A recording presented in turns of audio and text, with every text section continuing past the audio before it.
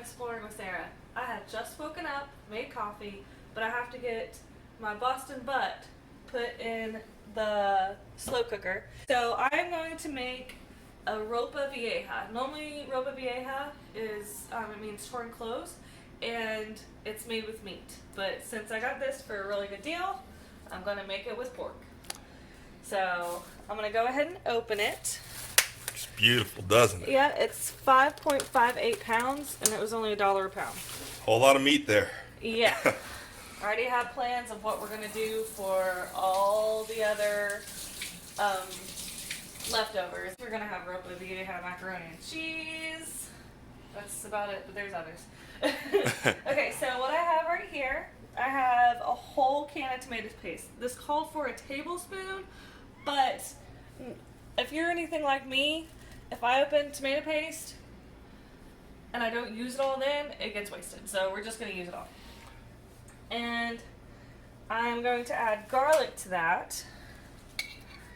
The beast wants to say hi. What's up? He wants to play, He's whiny. Yeah. Okay, so I added 2, I want to say tablespoons of garlic. I'm going to add a little bit of olive oil to that. And then what I'm going to do first, though, all this other stuff is going to go in there with it. I want to salt and pepper. And then I'm going to turn it over. But got to get all these amazing flavors. I have white pepper still. It's what I have, so I need to buy more pepper. And ta-da! Cumin. That was the only spice in this Pinterest recipe. Obviously, I'm making it more my own, but yeah, so all the cumin. Excuse you. He wants to steal the show. Yeah. You gonna help us? He's looking at all that meat there. And then I'm just rubbing it in. And then I'm going to turn it over. Because we want all the fat, so on the bottom, to drain down. So we're going to add all that flavor as well to the top. Yep. It didn't call for olives. Do you agree with that? So I'm adding olives. Brian and I actually we hate olives. But growing up, my grandmother would put it in her picadillo. And so I'm going to add about half the olives and the juice to add that extra little twang. Because the way it tastes in there, it just adds so much more flavor.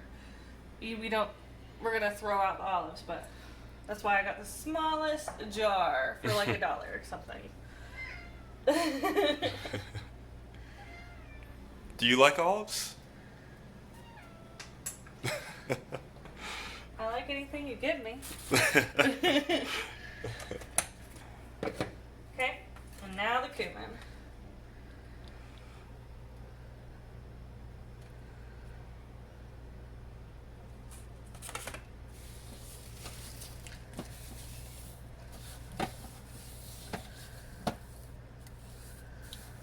All that fat was gonna melt. Okay. Now I'm gonna mix up that other sauce, and I'm actually gonna add some olive oil to it. It says to add a little bit of red wine vinegar. I'm gonna go ahead and add a little bit because I'm only gonna add about half of the olives, and we want that vinegar flavor. It also calls for tomato broth, broth. And I currently have none, believe it or not. Well, Brian and I have been, mostly Brian has been very anti-chicken, so that's why I have no broth. Not so much anti-chicken as it is taking a break from chicken. We've had a lot in the past month or two. So this is it. I'm going to put some on top. Well, let me turn this over again. And cover this in it. And I'm probably just going to add a little bit of water to it because of all those seasonings and stuff. It's going to be delicious anyway. And over on this other side, it's completely doused in it. There we go.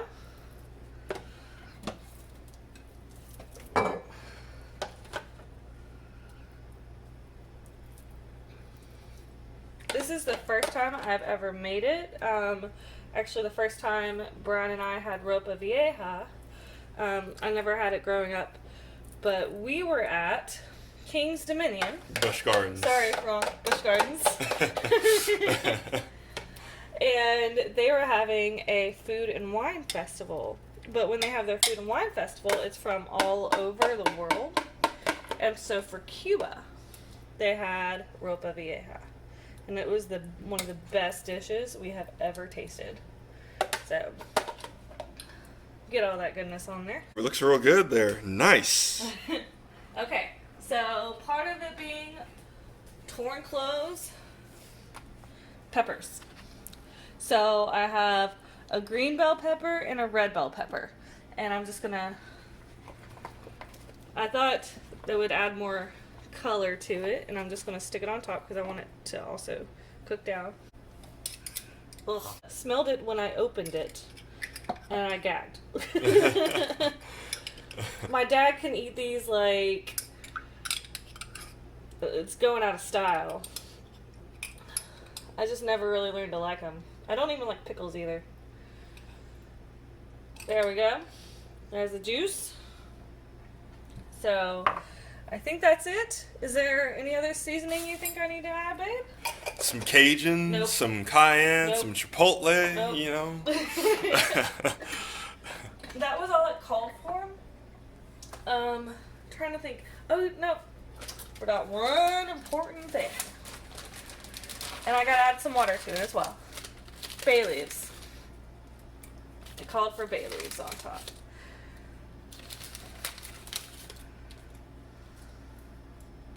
And is that on my bay leaves?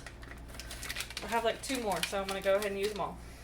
There we go, bay leaves, and then I'm just gonna put some water on in the bottom over here since I don't have any broth. Snake Farm.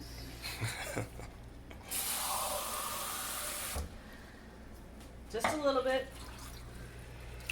so it doesn't stick.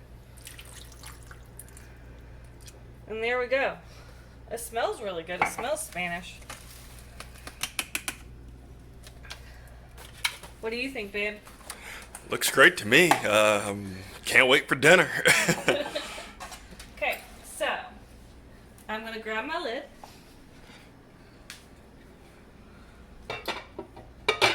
Lid is on. And then I'm gonna do it on low.